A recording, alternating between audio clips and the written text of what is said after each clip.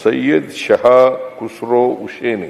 Belagavi winter session 2024 के शुरू होने के बाद कर्नाटका के चीफ मिनिस्टर श्री सिद्धरामैया ने असेंबली सेशन में तकद्दुस महाब हजरत डॉक्टर सैयद शाह खुसरो हुसैनी साहिब किबला साबिक सज्जदनशीन दरगाह हजरत ख्वाजा बंदा नवाज रहमतुल्लाह अलैह के विसाल होने पर खीरज अकीदत पेश करते हुए कहा कि हमारी सरकार उनके खानवादा के साथ उनके गम में शामिल है और कहा कि एक अच्छे एजुकेशनिस्ट के अलावा राज्योत्सव अवार्डी थे तकद्दुस महाब हजरत डॉक्टर सैयद शाह खुसरो हुसैनी साहिब किबला ने कहा। चीफ मिनिस्टर सिद्धरामैया ने आप देख रहे हैं गुलबर्गा की आवाज न्यूज चैनल, सबसे तेज और सबसे आगे। ख्वाजा बंदा नवाज दरगाದ ಸೂಫಿ ಸಂತ ಸೈಯದ್ ಶಾ ಖುಸ್ರೋ ಹುಸೈನ್ ಇವರು ಖ್ವಾಜಾ ಬಂದ ನವಾಜ್ ವಿಶ್ವವಿದ್ಯಾಲಯದ ಸಂಸ್ಥಾಪಕರಾಗಿ ಹಾಗೂ ಕುಲಪತಿಗಳಾಗಿಯೂ ಕಾರ್ಯನಿರ್ವಹಿಸಿದರು.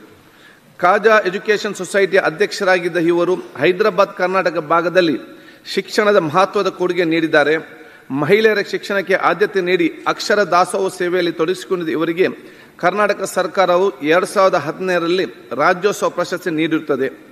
ಖ್ಯಾತ ಸೂಫಿ ಸಂತರಾಗಿದ್ದ ಸೈಯದ್ ಶಾ ಖುಸ್ರೋ ಹುಸೈನಿ ಅವರು ದಿನಾಂಕ 6/11/2024 ನಿನಾದ ಹೊಂದಿರುತ್ತಾರೆ. ಸೈಯದ್ ಶಾಹ ಖುಸ್ರೋ ಹುಸೈನಿ ಇವರು ಕಲಬುರಗಿನಲ್ಲಿರ್ತಕ್ಕಂಥ ಐತಿಹಾಸಿಕ ಧಾರ್ಮಿಕ ಕೇಂದ್ರ. ಅಲ್ಲಿ ಖ್ವಾಜಾ ಬಂದಾ ನವಾಜ್ ದರ್ಗಾದ ಸೂಫಿಯು ಸಂತ ಸೈಯದ್ ಶಾಹ ಖುಸ್ರೋ ಹುಸೈನಿ ಅವರು ಮತ್ತೆ ಖ್ವಾಜಾ ಬಂದಾ ನವಾಜ್ ವಿಶ್ವವಿದ್ಯಾಲಯದ ಸಂಸ್ಥಾಪಕರಾಗಿ ಕುಲಪತಿಯಾಗಿಯೂ ಕೂಡ ಕಾರ್ಯನಿರ್ವಹಿಸಿದರು.